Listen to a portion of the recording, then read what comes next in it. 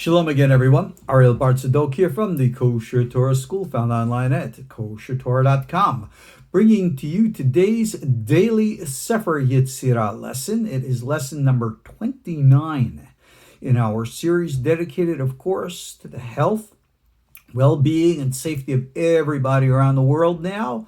Blessings for everybody to be physically healthy and strong and safe, as well as financially prosperous and blessed, rebuilding with strength and vigor, learning the lessons from these obstacles, turning them into opportunities, and all good things, God be willing. We are now going to delve into Mishna number 11 in this first chapter. And we're going to get very interesting now with our usage of metaphors. Reb Chaim correctly associates the concepts here, but I'm going to elaborate on them in the next coming lessons to help you understand the nature of what Sefer Yetzirah formation is really all about. So Mishnah 11 reads like this. Okay, Shalosh. Remember, we started with 1, 2, 3. We're counting down the Sefirot. The first was Ruach Elohim Hayim, right? Life force spirit, which we call divine. Then we have the Ruach Meruach, which we understood as intuition. But it's still Ruach and Ruach, spirit. It's still nebulous. It's still formless. You could say, well, we're talking about Sefirot. They are all belima. Yeah, but you notice that word belima is no longer here used in the text. Okay? Because we are now, like we said in the previous lesson, transforming that which is above and bringing it down below. We are now coming into the forms of cohesion. Cohesion is where we establish finite form. And that is why it says here, Mayim Meruach. Now we have water from spirit, right? Spirit, again, that nebulous stuff, if you will, the keter, the chokhmah, the will, the intuition, that has to be congealed now into the cognitive construct of mind or form. So Reb Chaim, in his text, always speaks about this being Bina. Now, let's talk about Bina. Bina, as we know, is the Sephirah. It's called understanding. It corresponds to the left brain. It is the cognitive function of thought. We all understand what that means, but there's so much more to it than that. Do you realize the reality of the universe in which we live? Modern science is right now picking up on, what we think is real is only the smallest little drop in the ocean.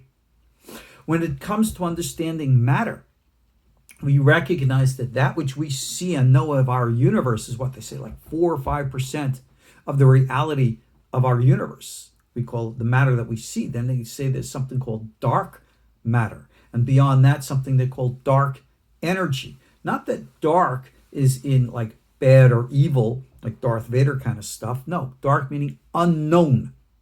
So call it unknown matter, unknown energy. And let's get even deeper than this, because this is going to help you understand the actual nature. Remember, we've been talking all throughout about the higher realities, the Sephirotic reality. Remember, Sephirot do exist. And they exist belima in relationship to us, because we're here. But they over there, they're, if you will, universal energy forces. But remember that other higher dimensional plane of which we speak? Remember, it, like ours, has all the parallel grades in it, but within the context of its own existence. So, in our finite physical world, we exist in what we know as 3 dimensions. Okay? Horizontal, vertical, diagonal. We spoke about that in our previous class. there are other dimensions. Science knows about this right now. And we're not talking about dimensions in time. We're talking about dimensions in space. Yeah, you can Google this, go to YouTube, check this stuff out. They know about the fourth dimension in space, and that's a higher reality. And if you check out some of the more speculative descriptions of these things, when they talk about even higher dimensions, a fifth dimension, sixth, they postulate out to the multiple dimensions. And you know something? That's what we call the levels in quote of heavens, or the higher domains. And in each and every one of these other dimensions, there exist entities which are indigenous to that domain. So look at us. I'll give you an example. And this is very, very important to understand the actual nature of what we call water.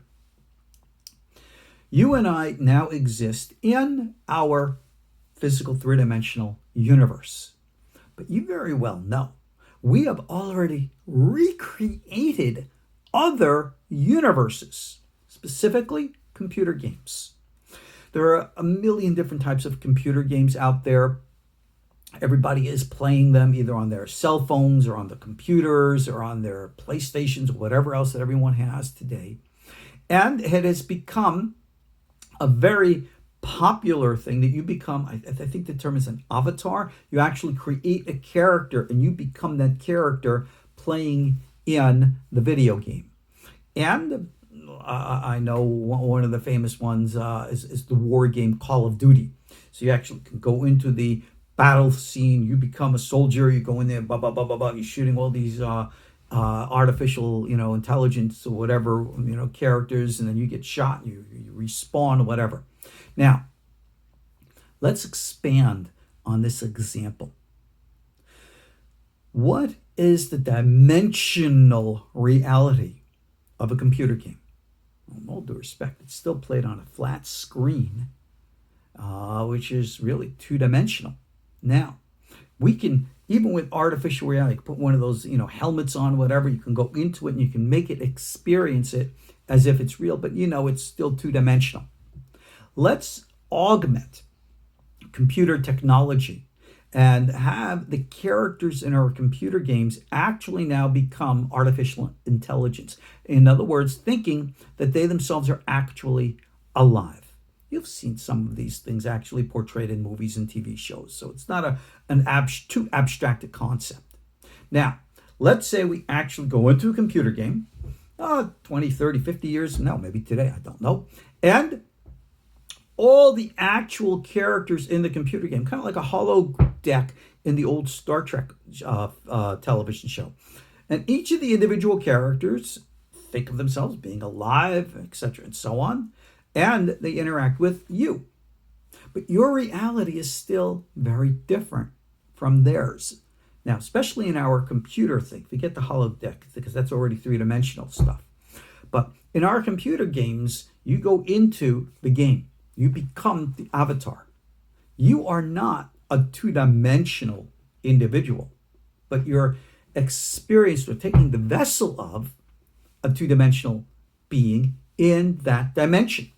You go in and you come out. You go into the 2D and out to the 3D.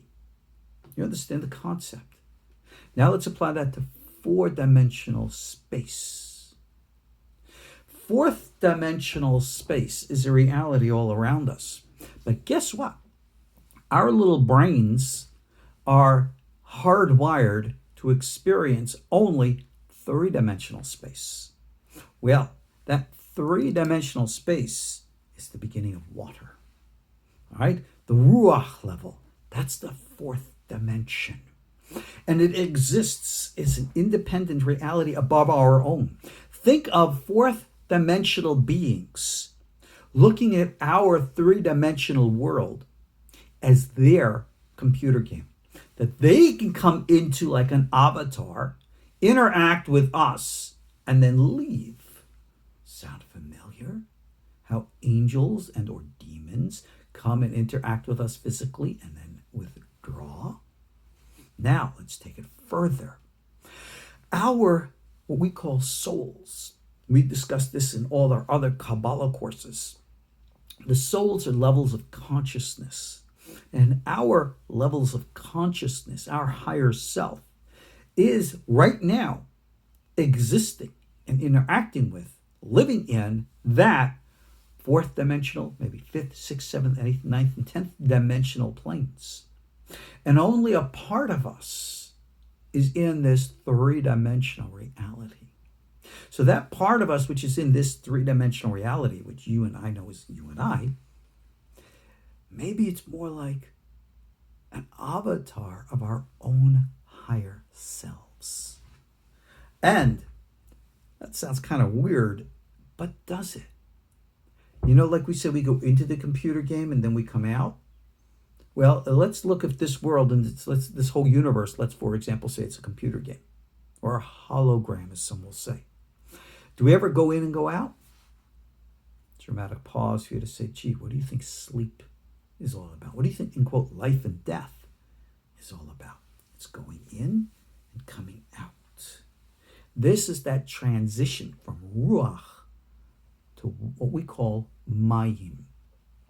Mayim is an interesting metaphor. All right? If you remember in the beginning, it says God created the heavens and the earth, then he separated the upper waters from the lower waters. Remember, the Ruach Elohim was hovering over the waters, and then it penetrated the waters. And how did the waters come? Existence. Well, the water of what we speak is not just H2O, all right? 2 molecules of hydrogen with 1 molecule of oxygen. Remember oxygen? What's its atomic number? 8. It's got 8 electrons around it, whereas hydrogen has 1. So you got 2 hydrogen, 2 plus 8, 10. So water's the foundation of the materialization of the 10 sefirot.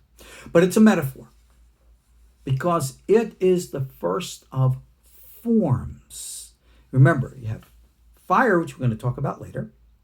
But fire, we're going to see, is materialized lower. Water is the fluid movement of the original prima matter. Ramban Nachmani, quoting from the old Greek sources, called this the chiyuli. So we have here 3, bina. Mayim meruach, water, which now materializes out of spirit. Now, don't worry about the crystallization process, you know, how air condenses because you have water in it and water comes out of the air. Well, we all know that, all right? That's actually a reflection in the physical of the higher energetic realities of which we're speaking. Chakak v'chatzav bahen. In this water or waters is now going to have a process called a carving and an engraving. Carving is going into it and digging something out. Engraving is to remove the outer form.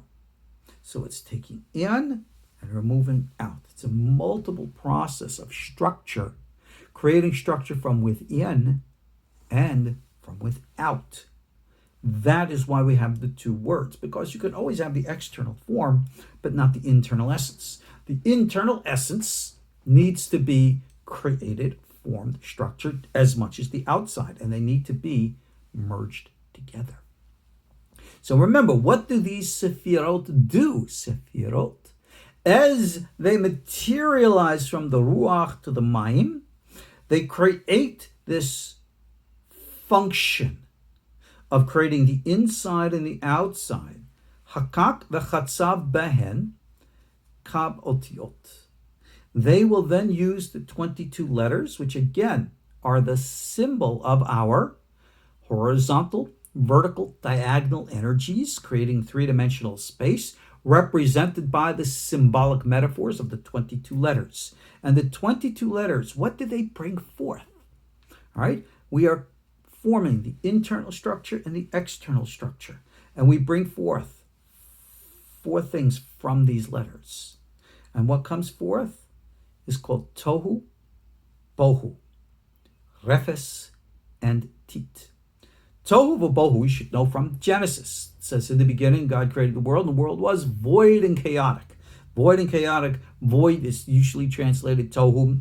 Bohu is usually translated as chaotic. But we can really argue if those translations are the most accurate. But we don't have to get into that right now. But tohu v'bohu, especially in Kabbalah, are referred to. Tohu is considered to be the prima mater, this chiyuli that we spoke about earlier.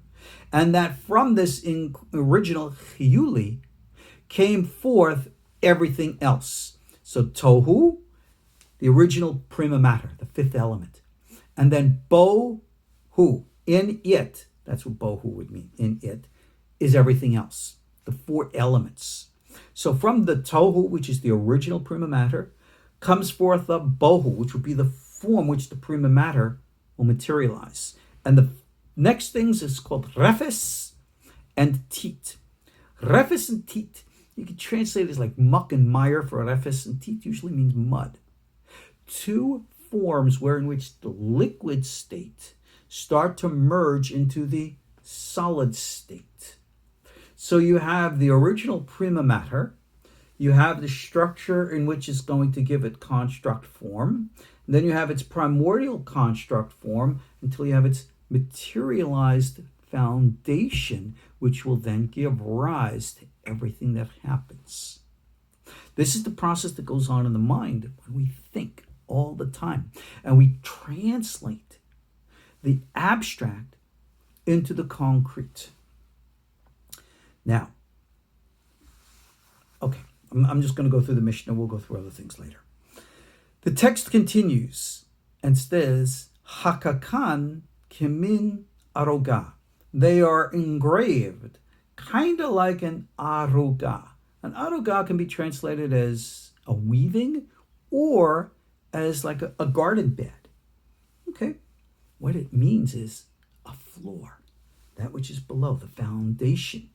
Refes and tit, muck and mire and mud. You know, like in the old days when they built houses. They didn't build them out of solid steel in the old days when this book was written. They built them out of bricks. And bricks came from the Hebrew words refes and tit. Sun-dried, you make of stuff. It's kind of like they made pyramids and the like. So this is the foundational building material.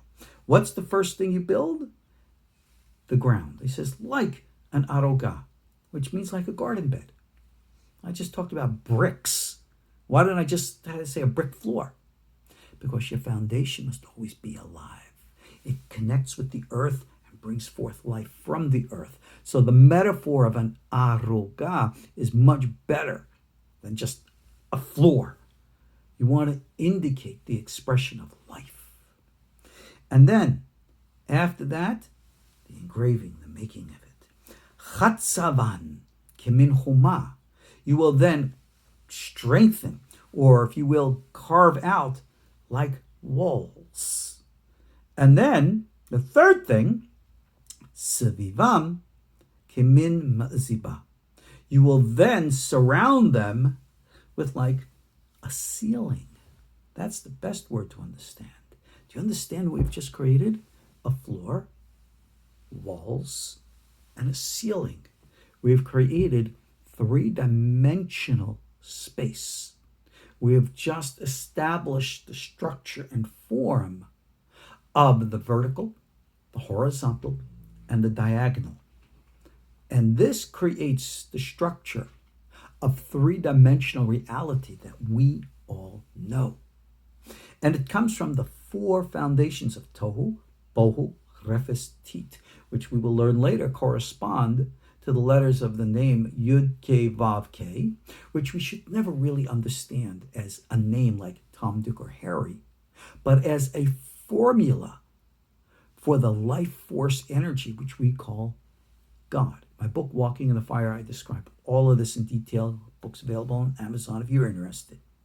So, we have established a living floor, solid walls, and a ceiling, 3 dimensions.